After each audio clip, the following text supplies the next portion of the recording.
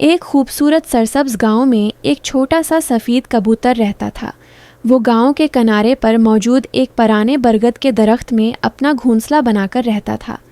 گاؤں والے اسے بڑے پیار سے دیکھتے کیونکہ وہ نہایت معصوم اور نیک دل تھا۔ ہر صبح جب سورج نکلتا تو وہ پر پھڑ پھڑا کر اڑتا اور گاؤں کے اوپر چکر لگاتا۔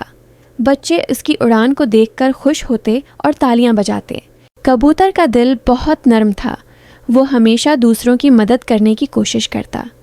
ایک دن ایسا ہوا کہ گاؤں میں سخت قحط پڑ گیا۔ کنویں خشک ہو گئے اور زمین پر گھاس تک نہ بچی۔ جانور اور پرندے بھوک اور پیاس سے پریشان تھے۔ ایسے میں کبوتر نے سوچا کہ وہ کچھ کرے تاکہ سب کو سہارا مل سکے۔ وہ روز صبح کو دور دراز کے کھیتوں اور باغوں میں چلا جاتا اور جہاں کہیں اسے دانہ ملتا اپنی چونچ میں تھوڑا تھوڑا اٹھا کر گاؤں کے دوسرے پرندوں اور جانوروں کو بانٹ دیتا۔ گاؤں کے لوگ بھی یہ دیکھ کر حیران ہوتے کہ ایک چھوٹا سا پرندہ اتنی بڑی قربانی دے رہا ہے۔ ایک دن کبوتر ایک دریا کے کنارے گیا جہاں کچھ دانہ گرا ہوا تھا، لیکن جیسے ہی وہ دانہ چگنے لگا ایک شکاری نے اس پر جال ڈال دیا۔ کبوتر پھنس گیا اور اس کا دل زور زور سے دھڑکنے لگا۔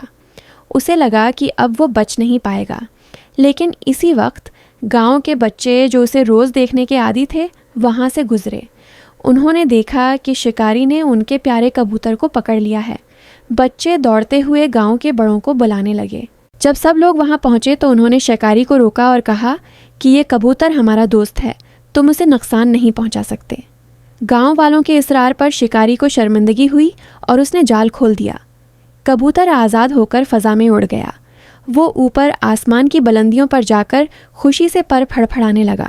اس دن کے بعد گاؤں والوں نے فیصلہ کیا کہ وہ صرف کبوتر ہی نہیں بلکہ گاؤں کے تمام پرندوں اور جانوروں کا خیال رکھیں گے۔ انہوں نے ایک جگہ پر دانہ اور پانی رکھنے کا انتظام کیا تاکہ کوئی پرندہ بھوکا یا پیاسا نہ رہے۔ کبوتر نے بھی یہ سیکھا کہ قربانی دینے والے کو کبھی اکیلا نہیں چھوڑا جاتا۔ اس کی محنت اور خلوص نے سب کے دل جیت لیے تھے۔ گاؤں والے اسے ہمیشہ امید اور دوستی کی علامت ماننے لگے، اور وہ کبوتر جو کبھی تنہا تھا اب پورے گاؤں کی خوشی کا حصہ بن گیا۔